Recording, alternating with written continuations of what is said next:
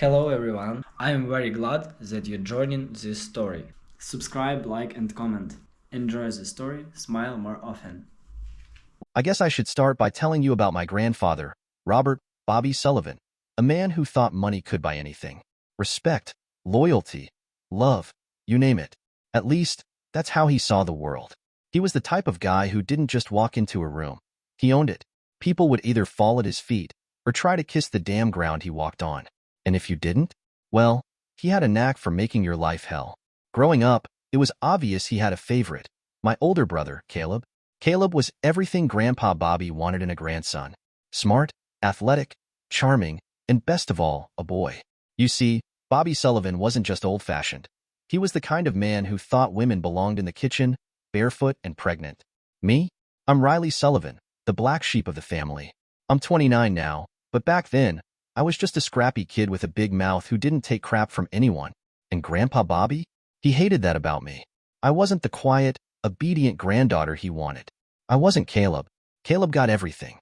A brand new Mustang on his 16th birthday, private school tuition, a condo in the city when he turned 21. You name it, Grandpa handed it to him on a silver platter. Meanwhile, I got, well, nothing. Okay, that's not fair. I got plenty of lectures. You'll never amount to anything, he'd say, wagging his finger at me. You're too loud, too stubborn, too loose. Loose? I asked once, raising an eyebrow. What the hell does that even mean, Grandpa? You know damn well what I mean, he snapped. I see the way you dress, the way you act. You're a girl of easy virtue, Riley. Mark my words. You'll end up with nothing. I laughed in his face that day, but deep down, it stung. I wasn't some party girl sleeping around town. Sure, I wore ripped jeans and leather jackets, but that didn't make me a girl of easy virtue, whatever the hell that was supposed to mean. It was just another way for him to tear me down. The worst part? My parents didn't do a damn thing about it. My dad was Bobby's golden boy, too scared to stand up to him, and my mom? Well, let's just say she didn't want to rock the boat. Just ignore him, Riley, she'd say whenever I complained. He's set in his ways. He doesn't mean it.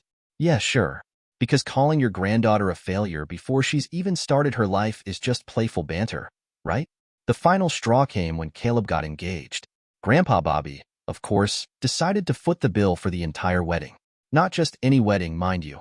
A lavish affair with a live orchestra, a 5-tier cake, and enough flowers to make a florist retire early. Isn't this a bit much? I asked him at dinner one night, knowing full well it was pointless to argue. A man's wedding is a reflection of his success, he said, cutting into his steak. And what about a woman's wedding? I shot back. He scoffed. A woman's wedding is a reflection of her father's generosity. Or, in your case, her husband's charity. If you ever managed to find one dumb enough to marry you, everyone at the table froze. Caleb glanced at me, his face full of pity, while my mom looked like she wanted to crawl under the table. But me? I just sat there, my blood boiling. Thanks for the advice, Grandpa, I said, forcing a smile. I'll be sure to remember that when I'm walking down the aisle. Without your help, he just smirked, like he didn't believe for a second that I'd ever prove him wrong. That night, I decided I was done. Done being the family disappointment. Done letting Bobby Sullivan dictate how I felt about myself. If he thought I'd never amount to anything, fine. I'd show him just how wrong he was. I didn't have much at the time, just a crappy apartment and a minimum wage job as a bartender. But I had something Grandpa Bobby didn't. Grit. The kind of grit you only get when you've been underestimated your whole damn life. I started small, working side gigs to save up enough money to take business courses online. I'd always been good with numbers, and I had this crazy idea of starting my own financial consulting firm. People laughed when I told them my plan, but I didn't care. I was used to being the punchline. What mattered was that I believed in myself, even if no one else did. Over the next couple of years, I poured everything I had into building my business. Late nights, early mornings, and a hell of a lot of sacrifices. I skipped vacations, dinners out, and pretty much anything that wasn't work. But slowly, things started to pay off. By the time I turned 27, I wasn't just surviving, I was thriving. My client list was growing, my income was skyrocketing, and for the first time in my life, I felt like I was in control. But no matter how much success I had, there was one thing I couldn't shake. The voice in my head that sounded an awful lot like Grandpa Bobby, telling me I'd never be good enough. I'll never forget the first time I ran into him after my business took off. I was at a family barbecue, wearing a sleek black dress and a pair of designer heels, paid for with my own damn money. Well, look who decided to grace us with her presence, Grandpa said as I walked in. Haven't seen you in ages, Riley. Too busy living that wild lifestyle of yours? I smiled sweetly, handing him a glass of wine. Actually, Grandpa, I've been busy running my company. Your company? He asked, raising an eyebrow. That's right, I said, my voice steady. Riley Sullivan Financial Consulting. We just hit 7 figures in annual revenue last quarter. The look on his face was priceless. For the first time in my life, I saw something other than disdain in his eyes, disbelief. If you thought Grandpa Bobby was impressed when I told him about my success, think again. Sure, he was shocked, probably because he assumed I'd be flipping burgers for the rest of my life. But impressed? Not a chance. 7 figures, huh? He said, swirling his wine like he didn't have a care in the world. That's cute. Caleb's investment portfolio did double that last year. Ah, yes. Caleb, the golden child. Even when I was pulling off the kind of success people my age could only dream of, Grandpa found a way to make it about my brother. That's great for Caleb, I said, keeping my tone light. But I built my company from scratch. No handouts. No trust funds. Just hard work. Grandpa smirked, clearly unimpressed. Hard work only gets you so far, Riley. If you'd taken my advice years ago, maybe you'd have doubled that revenue by now. I wanted to scream, but instead, I just smiled. Thanks for the tip, Grandpa. I'll keep that in mind. I turned to walk away, but he wasn't done. And another thing, he said, loud enough for everyone at the barbecue to hear. Money doesn't make you respectable. Character does. Maybe when you stop acting like a brat, people will take you seriously. The whole backyard went quiet. Even Caleb, who usually stayed out of Grandpa's line of fire, looked uncomfortable. Good to know, Grandpa, I said, my voice calm despite the rage bubbling inside me. I'll make sure to schedule a character-building seminar right after my next $1 million client meeting. That night, I couldn't stop thinking about what he'd said. No matter how much I accomplished, he always found a way to tear me down. And the worst part? I knew it wasn't just about me. It was about control. Grandpa couldn't stand that I'd succeeded without his help. But if he thought he could break me, he was dead wrong. The next few months were a whirlwind. My business was growing faster than ever, and I was determined to prove, if only to myself, that I didn't need Grandpa's approval to feel like I'd made it. Meanwhile, Caleb was still living the life Grandpa had handed to him. Don't get me wrong, my brother wasn't a bad guy.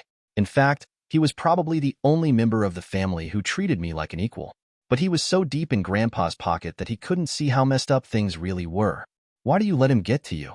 Caleb asked one evening when we grabbed dinner together. You're killing it, Riley. Who cares what Grandpa thinks? Easy for you to say. I shot back. He's never called you a failure. Or a slut. Or... Okay, I get it, Caleb said, holding up his hands. But honestly, isn't it more satisfying knowing you're doing this on your own? You don't need him, Riley. You never did. I wanted to believe him, but it wasn't that simple. Grandpa wasn't just a man with opinions. He was a force of nature. And if there was one thing I knew about Bobby Sullivan, it was that he hated losing. Sure enough, Grandpa couldn't leave well enough alone. A few weeks later, I got a call from Caleb. Riley, you're not going to believe this, he said, his voice somewhere between amused and annoyed. Grandpa just told me he's starting a new consulting firm. I blinked, confused. Why the hell would he do that? To compete with you, Caleb said, laughing. He said he wants to show you how it's really done. I rolled my eyes so hard I thought they'd get stuck. Of course he does. God forbid I have one thing he can't take credit for. Caleb chuckled. Hey, look at it this way. If Grandpa's copying you, that means you're doing something right. Yeah, sure, I said, shaking my head.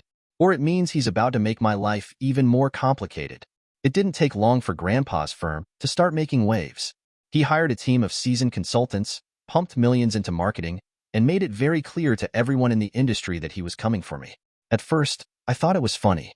I mean, the guy was in his 70s. What did he know about running a modern business? But then I started losing clients. One by one, my contracts were pulled. Companies I'd been working with for years suddenly decided to go in a different direction, and every time I looked into it, the trail led back to Grandpa. He's undercutting you, Amanda, my head of sales, told me one afternoon, offering lower rates, promising faster results.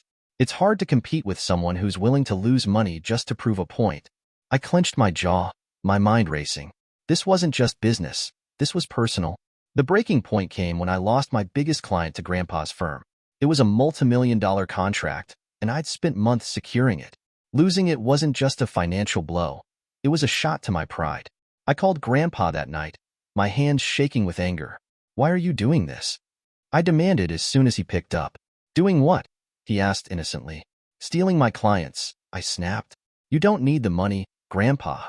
So what's the point?" "The point," he said, his voice cold, "is to teach you a lesson. You think you're so smart, so independent. But the truth is, Riley, you're just a little girl playing in a grown man's world. And sooner or later, you'll learn that you can't win without me." I laughed bitterly. "Win without you? I've been winning in spite of you, Grandpa. And guess what? I'm not going anywhere."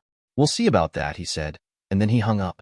If my grandfather thought he could bully me out of the game, he had another thing coming. Losing clients stung. Sure, but I wasn't about to let some crusty old tyrant crush what I'd worked so hard to build. I wasn't just fighting for my business anymore. I was fighting for myself. For the girl who'd been told she was worthless, who'd been dismissed and ridiculed, who'd been left out and underestimated. If Grandpa wanted a war, he was going to get one. The first thing I did was double down on my current clients. The ones who stayed loyal to me deserved my full attention, so I made sure they got results that made them forget Grandpa even existed.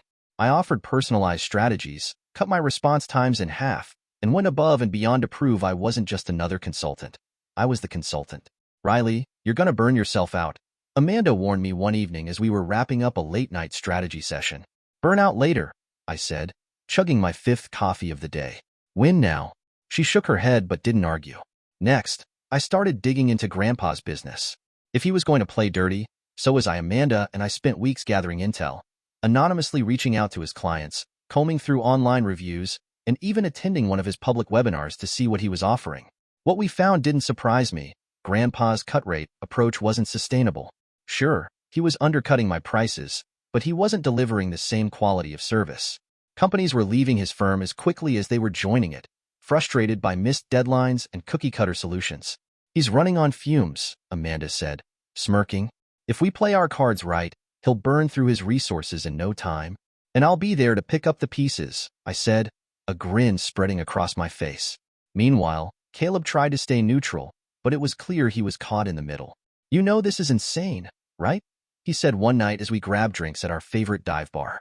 "You and Grandpa going head-to-head like this? It's tearing the family apart." "He started it," I said, taking a sip of my beer. "Yeah, but you're not exactly backing down," Caleb pointed out. "At some point, someone's gotta wave the white flag." "Not happening," I said firmly. "He wants to take me down? Let him try." "I'm not scared of him," Caleb sighed. "You're both so damn stubborn." "It's a family trait," I said, smirking. Despite the chaos, things started looking up. Grandpa's firm was losing steam, and some of the clients I'd lost were already reaching out to me, asking if I'd be willing to take them back. I made sure to set clear boundaries. If they wanted my services, they'd have to pay a premium. No more discounts. No more bending over backward for people who didn't appreciate me. I thought I was finally gaining the upper hand. But then, Grandpa did something I never saw coming. One morning, Amanda burst into my office, her face pale. "Riley, you need to see this," she said, handing me her phone. I took it and scrolled through the article she'd pulled up. It was a hit piece on my company, accusing me of unethical business practices, mistreating clients, and inflating my success. The article quoted anonymous sources who claimed I was a fraud and hinted that I was under investigation by regulatory authorities. Where the hell did this come from? I asked, my heart pounding. "It's all over the industry blogs," Amanda said. "And I hate to say it, but it's working. We've already had 2 clients cancel their contracts today." I slammed the phone down on my desk, my hands shaking with rage. "This is him," I said through gritted teeth. "This has Grandpa written all over it." Amanda nodded. "I thought the same thing. But we can't prove it." "Then we'll find a way," I said, my voice cold. The article was a blow, but it wasn't a knockout punch. I spent the next few days doing damage control, reassuring my clients, issuing public statements, and leaning on my network to counter the lies. But no matter what I did, the rumors lingered. "You need to sue for defamation," Amanda said during one of our late-night strategy sessions. "And what? Drag this out in court for years?" I asked. "That's exactly what he wants. He's trying to distract me, keep me focused on defending myself instead of running my business." "So what's the plan?" she asked. I leaned back in my chair, a slow smile spreading across my face. We hit him where it hurts. Grandpa had always prided himself on his reputation, his image as a self-made man who built an empire through hard work and integrity. But I knew better. I'd spent my entire life watching him bend the rules, step on people, and manipulate situations to his advantage. So I started digging deeper. With Amanda's help, I uncovered a treasure trove of skeletons in Grandpa's closet, shady business deals, tax evasion, even a few lawsuits he'd quietly settled out of court. Nothing illegal, but enough to tarnish his reputation if it ever came to light. You sure about this? Amanda asked as we prepared to leak the information to a trusted journalist. Positive, I said. He wanted a war. Now he's got one. The fallout was immediate. The expose hit the industry like a bombshell, painting Grandpa as a fraud who'd built his empire on deception and greed. Clients fled his firm in droves, and his name became synonymous with scandal. For the first time in his life, Bobby Sullivan wasn't the man everyone wanted to be. He was the man everyone wanted to avoid. I thought I'd feel victorious, but instead, I felt empty. Winning the war had cost me more than I'd realized. My relationship with Caleb was strained. My family was in shambles, and Grandpa? He was furious. You think you've won? He said during our last conversation.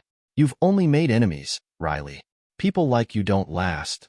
Funny, I said, smirking. I was about to say the same thing to you. After the expose dropped, the dust didn't settle. It exploded. Bobby Sullivan wasn't just embarrassed. He was humiliated. The man who once walked into a room and commanded respect now couldn't even show his face at the country club without whispers following him. Did you hear about Sullivan's shady deals? Could you believe it? The ripple effect was brutal. His firm hemorrhaged clients faster than it could replace them. Even his allies in the business world, the ones who'd stood by him for decades, suddenly had nothing to say. Nobody wants to be caught in the fallout of a sinking ship. You'd think I'd be over the moon watching him get his comeuppance, right? But it wasn't that simple. The first sign that I'd opened Pandora's box came when Caleb showed up at my apartment unannounced. Do you even understand what you've done? He snapped, slamming the door behind him. Hello to you too, I said, leaning against the kitchen counter. Don't, he said, pointing a finger at me. Don't play it cool. You didn't just hurt Grandpa, Riley. You hurt the whole family. The Sullivan name is trashed. Every time I walk into a meeting, people look at me like I'm carrying his sins on my back. I crossed my arms. Maybe if you hadn't been so comfortable living off his money, you wouldn't have to deal with that. That's not fair, Caleb said, his voice tight. I never asked him to compete with you. I never asked him to sabotage your business. But you didn't just fight back. You torched the whole damn forest. I wanted to tell him he was wrong, that I'd only done what I had to do. But deep down, I knew he had a point. I'm sorry you're caught in the crossfire, Caleb, I said quietly. But Grandpa started this. All I did was finish it. Yeah, he said bitterly. And now we're all left picking up the pieces. That conversation stuck with me, but it didn't stop the fallout from spreading. My parents were next. My mom called first, her voice shaking. Riley, why couldn't you just leave it alone? Leave it alone? I repeated, my anger flaring. Mom, he tried to destroy my business. He spread lies about me, sabotaged my contracts. What was I supposed to do? Let him win? No, she said softly. But you didn't have to ruin him, Riley. He's your grandfather. Whether you like it or not, he's family. Family, I scoffed. You mean the same family that stood by and let him treat me like dirt my whole life? The same family that told me to just ignore him every time he called me a failure? Forgive me if I'm not crying over his reputation. There was silence on the other end of the line. You don't understand, do you? My mom finally said. This isn't just about him. This is about all of us. Caleb, your dad, me. We're all connected to him, Riley. And now, we're all paying the price for your revenge. She hung up before I could respond. By the time the Sullivan name stopped dominating the business gossip blogs, I'd become the black sheep in more ways than one. The family didn't outright disown me, but the distance was obvious. I stopped getting invites to Sunday dinners, and my phone stayed eerily silent during the holidays. Caleb was polite when we saw each other, but the easy camaraderie we'd once had was gone. As for Grandpa, he didn't call. He didn't write. He didn't even bother to send one of his signature passive-aggressive jabs through my parents. It was like I didn't exist. At first, I told myself I didn't care. Who needed a family that only valued me when I was quiet and compliant? But as time went on, the isolation started to creep in. One night, as I sat in my apartment scrolling through old photos on my phone, I came across one from years ago. Rare family barbecue where everyone had been smiling, laughing, together. I stared at that photo for a long time, the weight of everything I'd lost pressing down on me. Had I done the right thing? Sure. I'd stood up for myself, but at what cost? My business was thriving again, my reputation stronger than ever, but the price of victory had been steep. The final blow came when I got an email from a former client, a major corporation I'd worked with early on in my career. "Dear Ms. Sullivan," it read, "while we greatly respect your expertise, we've decided to go in a different direction. Given recent controversies surrounding the Sullivan family, we believe it's in our best interest to avoid further association." I stared at the email, my stomach sinking. This wasn't just about Grandpa anymore. His downfall had become my shadow, a weight I couldn't shake no matter how hard I tried. I thought about calling Caleb, about reaching out to my parents, even to Grandpa himself. But every time I picked up the phone, my pride held me back. They're the ones who pushed me away, I told myself. I shouldn't have to be the one to fix things. But deep down, I knew the truth. The line between right and wrong wasn't as clear-cut as I'd wanted it to be. And the cracks in my family? I'd widened them. Months later, I ran into Grandpa at a charity gala. It was the first time we'd seen each other since the expose. He looked smaller somehow, like the weight of everything had finally caught up with him. But his eyes were just as sharp as ever. "Riley," he said, nodding in my direction. "Grandpa," I replied, my voice guarded. For a moment, we just stood there, the silence between us heavy with all the things we'd never said.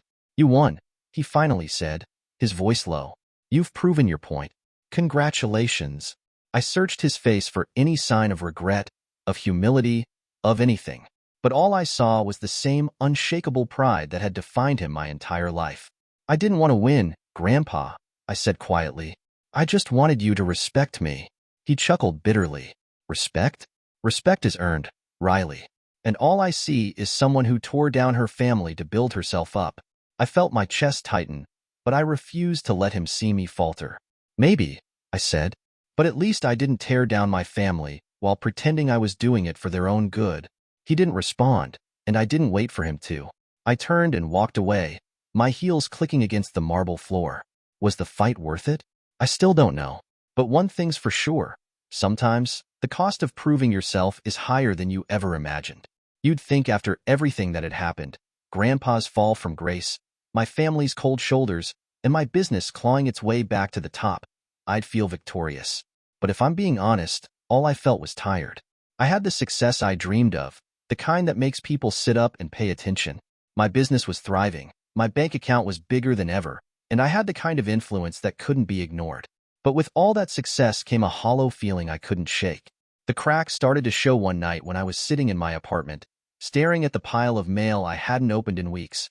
I'd been working non-stop, barely sleeping, and the loneliness I tried to ignore was creeping in like an unwelcome guest. I flipped through the envelopes mindlessly until one caught my eye. It was a wedding invitation, from Caleb. I opened it carefully, the stiff cardstock feeling foreign in my hands. He was getting married in 2 months, and the ceremony was going to be at the Sullivan family estate. The same estate I hadn't set foot in since the fallout. I stared at the invitation for a long time, my emotions warring inside me. Part of me wanted to throw it in the trash. After all, Caleb hadn't exactly gone out of his way to mend things between us. But another part of me, a softer, quieter part, wanted to go. 2 weeks later, I found myself at a coffee shop, staring at my phone. I drafted and deleted a dozen texts to Caleb, trying to find the right words. Finally, I hit send. "Congrats on the wedding. I'll be there." His response came almost immediately. "Thanks, Riley. It means a lot." The day of the wedding came faster than I expected, and as I pulled up to the estate in my sleek black BMW, my nerves were in overdrive. The Sullivan estate looked exactly as I remembered, grand, imposing, and full of memories I wasn't sure I wanted to revisit.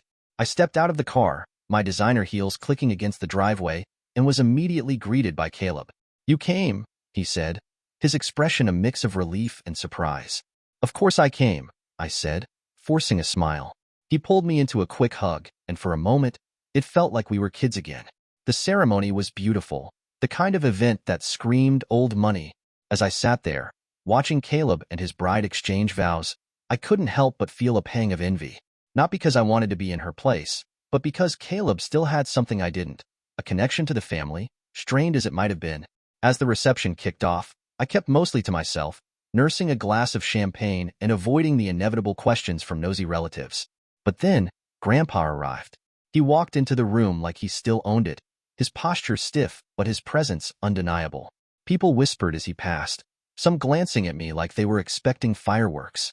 He didn't acknowledge me at first, but as the night went on, our paths inevitably crossed. "Riley," he said, his tone unreadable. "Grandpa," I replied, matching his energy. We stood there for a moment, the noise of the party fading into the background. "You've made quite a name for yourself," he said finally. "I learned from the best," I said, my voice tinged with sarcasm. He smirked, but there was something softer in his expression, something I hadn't seen before. "You were right," he said quietly. "About me. About all of it." I blinked, caught off guard. "What are you talking about?" He sighed, looking older than I'd ever seen him. "I let my pride get in the way. I wanted control. Over you, over the family, over everything. And I didn't realize how much I'd lost until it was too late." For a moment, I didn't know what to say. This was the man who'd spent years tearing me down, and now he was apologizing? "I don't know if we can fix things," I said honestly. "There's too much damage." "Maybe," he said, nodding. "But you've proven yourself, Riley, more than I ever thought you could. And for what it's worth, I'm proud of you." The words hit me like a punch to the gut. "Thanks," I said, my voice barely above a whisper. He nodded again, then turned and walked away, leaving me standing there with tears threatening to spill. The wedding ended, and I left without saying goodbye to most of the family. The conversation with Grandpa had shaken me more than I wanted to admit.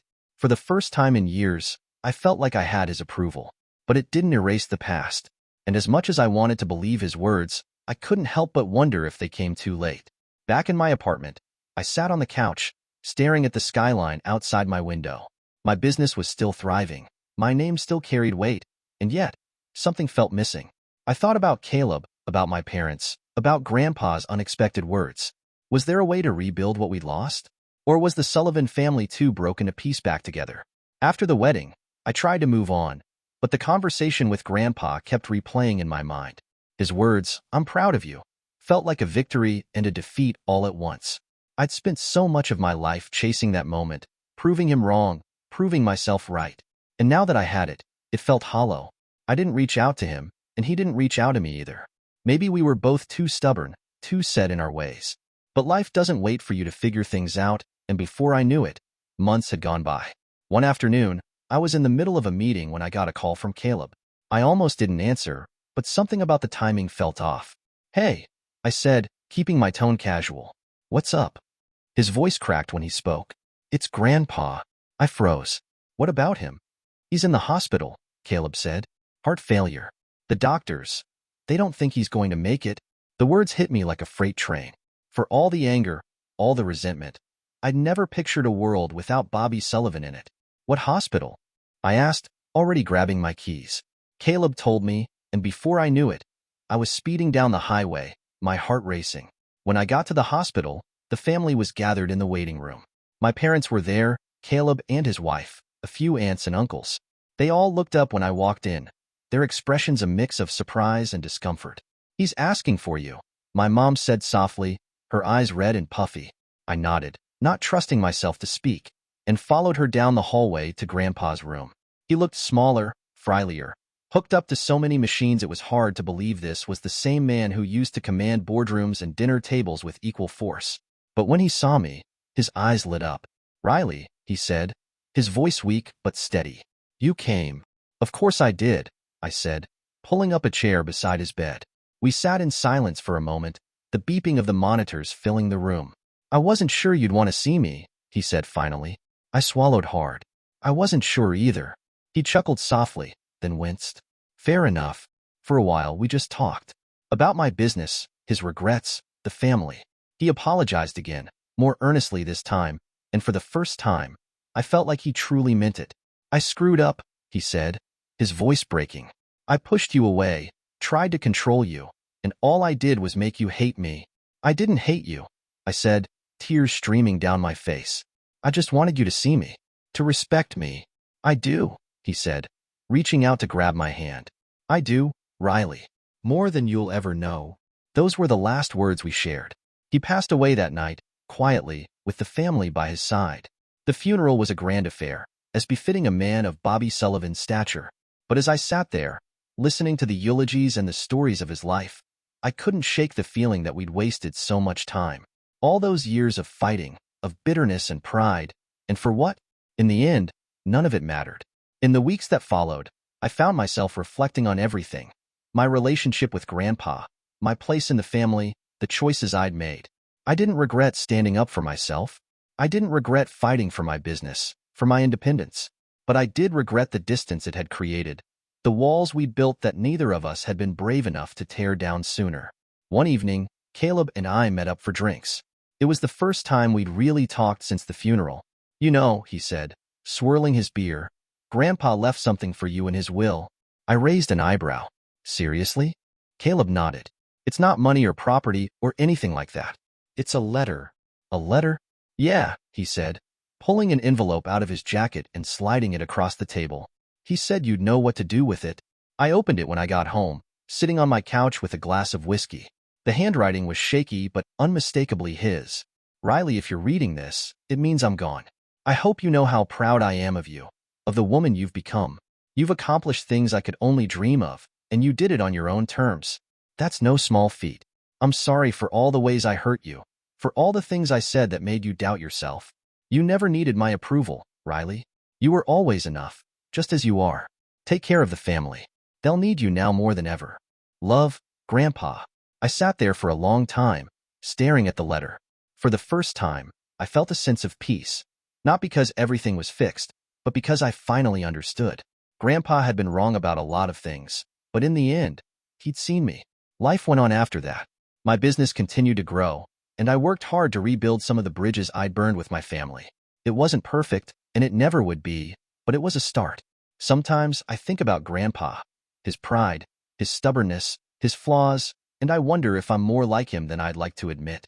But if there's one thing I've learned, it's that you don't have to let the past define you.